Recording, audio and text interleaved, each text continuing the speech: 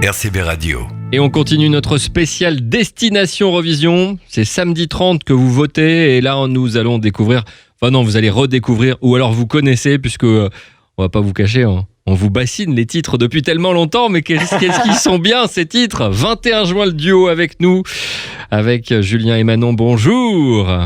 C'est gentil. Bonjour Fred, bonjour Mona FM, ça va ?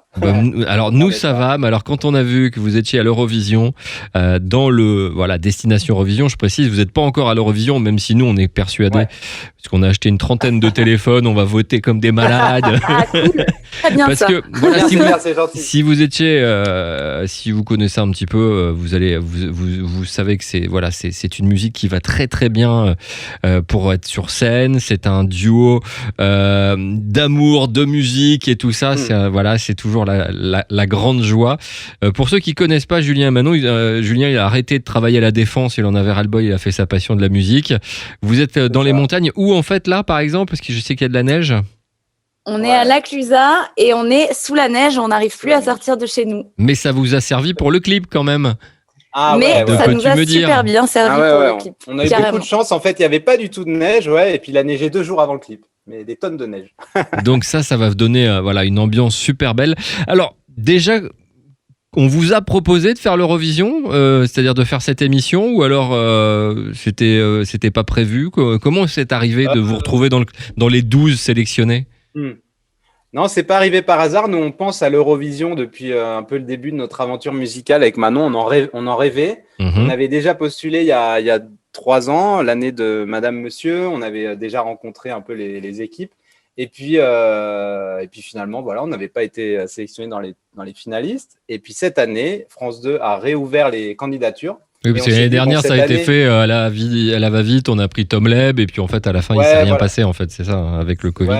C'était ça a été très, très, très compliqué. Donc là, en fait, le 30, émission de télé, d'un côté jury avec Amir, avec Chimène Badi, avec plein de monde, ça c'est 50-50, si je comprends bien, il y a le public pour 50, Voilà, il y a plusieurs étapes, mais en gros, c'est 50% le public, 50% le jury de professionnels. Exact. Et si ça marche, vous êtes le 22 mai à Rotterdam pour chanter votre chanson.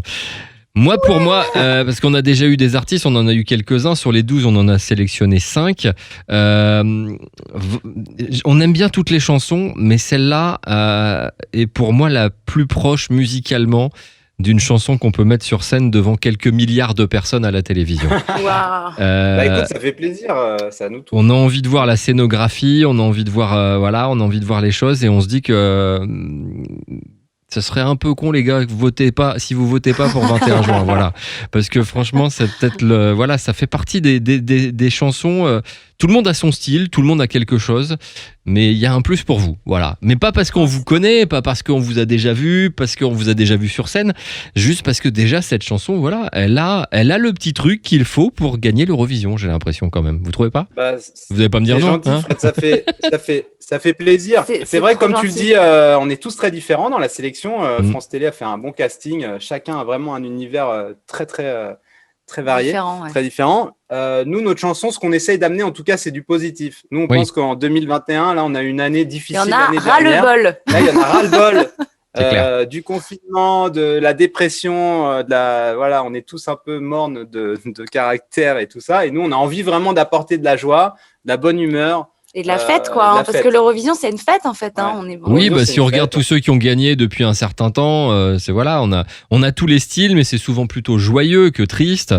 C'est vrai que quand on regarde un petit peu les autres, ceux qui sont passés, comme par exemple Barbara Pravi, qui fait partie des favorites, mais si on regarde bien, ce style de musique n'a jamais plu, puisque en fait, Lisa Angel qui l'avait fait, ça n'a pas marché. Patricia Cass aussi, ça n'avait pas marché. Donc c'est vrai que c'est pas forcément le style. Après, on a le style, Amoui, comme on en a parlé là il y a quelques temps avec nos Tahitiens, ça peut faire quelque chose, mais c'est vrai qu'il faut, en plus d'avoir le concept, il faut avoir la chanson en fait, parce que c'est quand même la chanson, les gens vont pas vous connaître en Ukraine, au Kazakhstan, je ne sais plus, il y a tellement de pays, les gens vous connaissent pas, et c'est vrai que musicalement déjà le oi oi oi il y a quelque chose qui fait que ça peut faire danser tout le monde. Voilà, et même si on comprend pas les paroles, en fait, c'est-à-dire que c'est ça le truc, il y a quelque chose dans cette chanson. Vous l'avez composée à 2 comme d'hab ? Comment ça s'est passé? Comme d'hab, mais en fait, comme tu dis, c'est très juste parce que quand on compose, on pense beaucoup à la scène, nous. Donc c'est vrai que en général, nos refrains sont assez faciles à chanter parce qu'on le veut, parce qu'on voudrait avoir les gens avec nous. Donc oui, c'est fédérateur dans ce sens-là. C'est-à-dire que vous savez fédérer quand on vous met en première partie de 3 cafés gourmands. Vous chauffez la salle et les gens ont envie d'en voir encore plus. Vous êtes venus à nos concerts. Et personne vous connaissait, on vous a mis au début et vous avez chauffé la salle. Il y avait juste 15 000 personnes. La salle de 15 000 personnes, ouais, quand même. Petite salle. C'était une grosse salle déjà, le Mona. D'ailleurs, on a parlé de toi avec La Voix du Nord. Ils nous ont interviewé il y a quelques temps. On a parlé de toi. On a dit, on a fait un concert à Armentières il y a quelques temps avec Mona FM. C'était incroyable. L'ambiance était dingue. Mais c'est vrai que le concept est là, les gens sont là. Il y a vraiment il y a quelque chose qui fait qu'aujourd'hui, si vous ne votez pas pour eux, j'irai chez vous voter à votre place. Non mais voilà, on prend parti. Sinon on prend vraiment parti en fait. On va pas vous cacher qu'on aime bien les autres, mais ça nous ferait tellement plaisir. Donc tous les auditeurs de la radio sont obligés de voter pour 21 juin le duo. Sinon on vous met sur une autre radio. Vous êtes virés.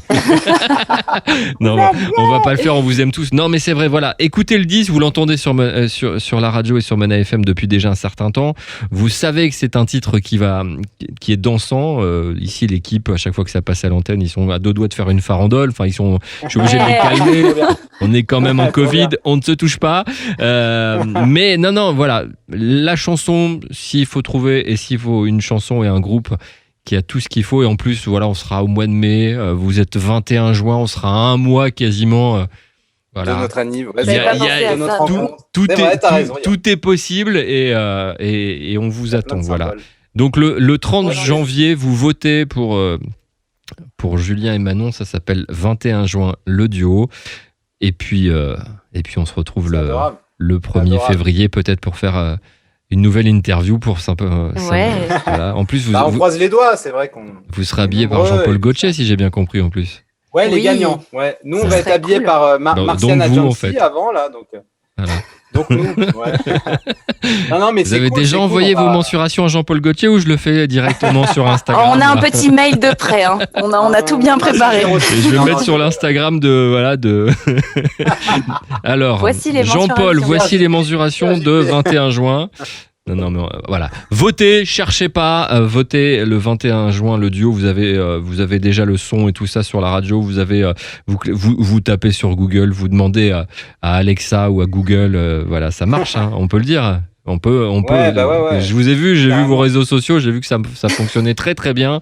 Et donc voilà. Super. C'est nous pour nous notre chanson pour l'Eurovision. En tout cas celle qui pourrait faire plein de choses et qui nous ferait peut-être gagner parce que c'est vrai que Marie-Myriam, elle est dans le jury cette année. C'est en plus. Elle est dans le jury. Ouais. On va la rencontrer. On va avoir une surprise avec elle pour l'émission. Vous vous rendez pas compte quoi? Marie-Myriam, elle veut rendre son titre depuis des années. Personne veut. Voilà. Non mais. À un moment, ça va arriver.